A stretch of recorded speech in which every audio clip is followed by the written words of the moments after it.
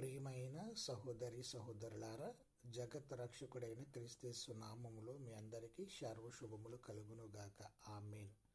మనం ఇంకనూ పాపులుగా ఉండగానే మన కొరకు క్రీస్తు చనిపోయాడు. ప్రియులారా, సందర్భంలోకి వెళితే మనం క్రీస్తు రక్తము చేత, అంటే ఆయన త్యాగపూరితమైన మరణము ద్వారా నీతిమంతులుగా తీర్చబడినాము.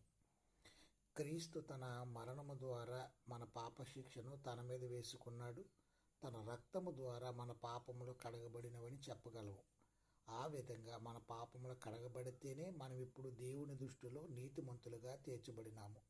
నీతిమంతులుగా తీర్చబడి శిక్ష నుండి, అనగా దేవుని ఉగ్రత నుండి రక్షించబడతాం. ప్రియులరా, క్రీస్తు మరణము ద్వారా మనము దేవునితో సమాధానపడి ఉన్నాము. క్రీస్తు మరణం వలన మనం ఇంత మేలు పొందినట్టయితే ఆయన పునరుద్ధాన జీవం నుండి మరింత మేలు అనుభవిస్తామో ఆలోచించండి. దేవుడు మిమ్మల్ని దీవించి రక్షణ